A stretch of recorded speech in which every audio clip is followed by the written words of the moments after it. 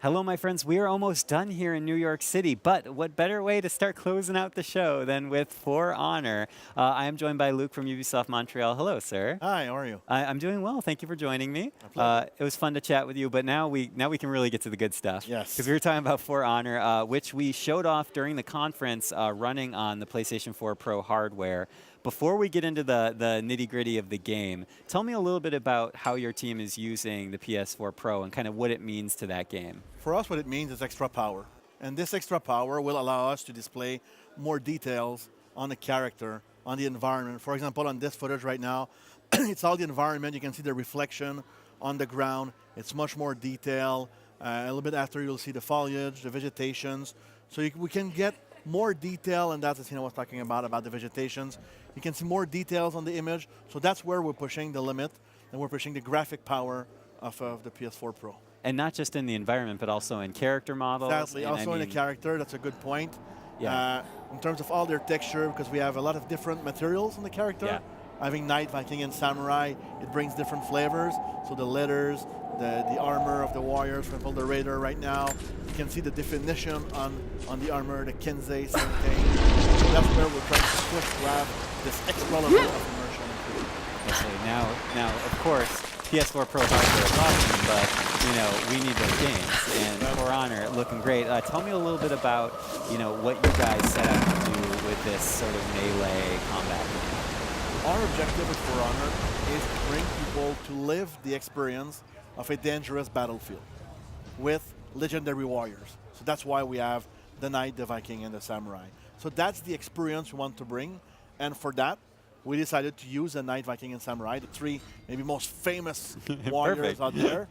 And also we developed a new mechanic for combat, which is the Art of Battle. Tell me about it. Yeah, perfect transition. It's almost if we rehearsed it. I know. It's almost like we talked about it before. Exactly. Who knew? The Art of Battle, it's a way for us to make you really feel your sword in your hand. So when you fight, depending on how you position your guard, it will impact how you block and how you attack. And one key thing in For Honor is a lot of games in melee action, it's about hitting, and it's as fast as you can. In For Honor, yes, of course, you need to hit your enemy, but it's about blocking also.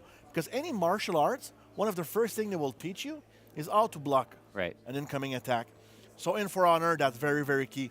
How you will block the attack and then take the advantage to hit your enemy. So the Art of Battle allows us to do that, and that's really, really working very well. Now, that's, of course, there's going to be some familiar aspects to For Honor for people that play a lot of third-person action games. But as you say, the Art of Battle kind of lends a unique twist to the experience. How do you guys kind of train the players? This is a new skill set that people need to develop, right? What's it like developing that training system? The training system is good because we've ran so far, we've been in a lot of different events. So last year at E3, this year at E3, Gamescom, both of them. PlayStation Experience in December of last year. You guys are everywhere. So yeah, and it's always you, I bet. I've been in most of those events, I must say. So having people play the game, we develop a tutorial, so a practice mode, so we can see how people get their hands on the game. We've done 2 live periods so far. So one in October of last year, we did a technical test 3 weeks ago. Okay. So it's a way for us to really see how people can, their onboarding process, how they will learn to play. And it's quite impressive. I must say, one anecdote. In the technical test. Share 2. You can share 3. I don't care. Share as many anecdotes as you want. In the technical test we had 2 weeks ago, 3 weeks. There was one guy, one of our devs was playing during lunchtime with a player, an external player, and he got his kick so bad. And the guy's been playing the game for 4 days. We've been playing it for 3 to 4 years. So we brought one more guy in, paff, out. We got one more in, paff, out. So we had to go to get one of our dev testers, one of the best player, and he came in and he managed to finally beat the guy.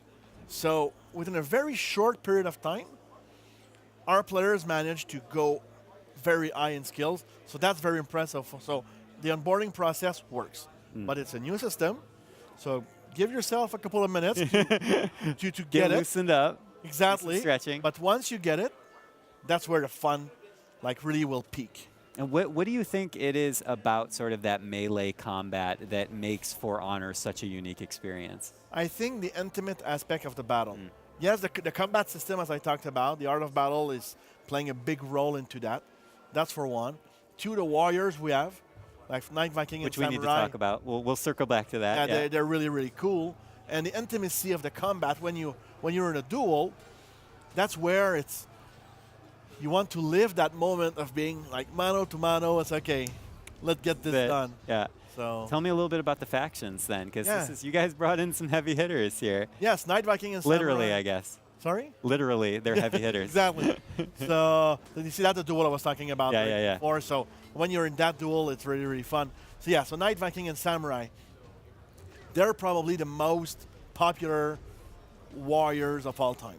There are a lot of different warriors, but Knight, Viking, and Samurai, and I'm just curious, what are you, a Knight, a Viking, or a Samurai? You can't put me on the spot like that, Luke. Sorry. I can't just choose a favorite. I barely played the game, and I have to pick. I'm a Viking. I feel like I'm kind of a big Game of Thrones fan, so maybe I feel like I pick Knight. Okay, that's Is that good. fair? Yeah, it's okay. fair. So we have those three factions, and in all of the faction, we have 4 different warriors per faction. So we have those 12 warriors, all different weapon set, different animation set, different customization and progression. So all of them are extremely deep to learn and play. And that's a great thing about the game is once you go from one to another, yes, the basic gameplay mechanics are the same, but you need also to know how the Raider is fighting versus the Orochi. Because one is an assassin, so super quick. The other one is a vanguard, so a balanced offense and defense. So that's how we bring our factions, and also in the world. Because in the footage we saw today, we saw the environment from Citadel Gate, which is a Knight map, but also from Overwatch map, which is a Samurai one. So we have Knight, Viking, and Samurai environment. Like this one is a Knight map. So beautiful. So that's why that's how all the factions will live in For Honor. So before we wrap up, I do kind of want to talk a little bit about the modes that you guys have, because there's a lot of stuff you guys are putting in this game. You're telling me that there is like a single-player campaign, and of course multiplayer is a core element. Can you tell us a little bit about the different modes? Yes, obviously. We have the story campaign. So in the story campaign, you will live this tale through Knight, Viking, and Samurai. So all of them. At E3 this year, we revealed our story campaign with Apollyon, the villain, who's a devious. A bit evil in the background. Just a bit. And the game modes, we have 5 different game modes. We have duel, 1v1. We have brawl, it's 2v2. We have skirmish, elimination, both are 4v4. One is a team last man standing or team deathmatch. And we have Dominion. Dominion is the game mode that we are showing today, that we showed in the event so far. It's an objective-based mode in which you need to control areas to capture points, to score points, kill your enemies. And once you go over the 1,000-point threshold, your enemies won't respawn anymore. So you need to track them and kill them to win the match. This sounds very violent, sir.